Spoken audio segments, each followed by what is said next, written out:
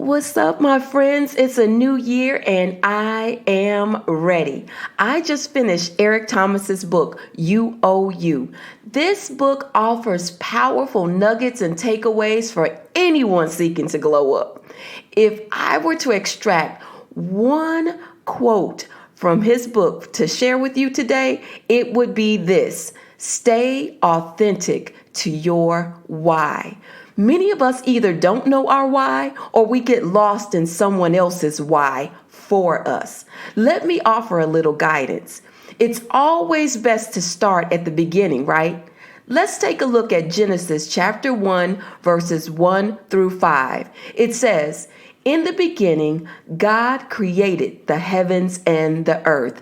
Now the earth was without shape and empty, and darkness was over the surface of the watery deep. But the Spirit of God moved over the surface of the water. God said, 'Let there be light.' And there was light." We are still at the start of a beginning of the new year. The beginning is an amazing place where opportunity abounds. The beginning holds within its bosom endless possibilities. It's a launching pad for the unimaginable. Genesis, the first book in the Bible, introduces us to God, creator of the heavens and the earth. Genesis presents to us the origin of everything, including us. That's where we get our why. It begins with God. The first thing we learn about God is that God is the creator, right? What do creators do? That's right, they create. So ask yourself, who are you? Do you know? Do you really know? I encourage you to sit with God in prayer and meditation and ask, who am I? You really need to know this. If we don't know, we then struggle later in life trying to discover and uncover who we are. God knew who he was, and God knows who we are. And you should know you. Once you do, the vision becomes clear of where you belong. Here's what I mean. We learned that God was surrounded by darkness. The earth was empty, lacking form, and God's Spirit was moving over the waters in the midst of nothingness. The environment wasn't working for God, the Creator. Now ask yourself, what moves you? What in your environment disturbs you? What's not working for you? What moves your spirit? This is good, right? I know. We then learned that God had a vision.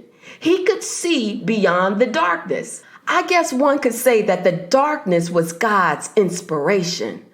God was moved by the condition of the earth. So he said, "Let there be light." God chose not to sit in the darkness.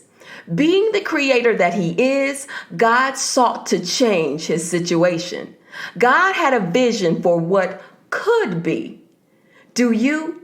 My question to you is, what are you called to create? It may not be an invention or a product line. It could be the experiences, connections, knowledge, emotions, and impact that you create in the world.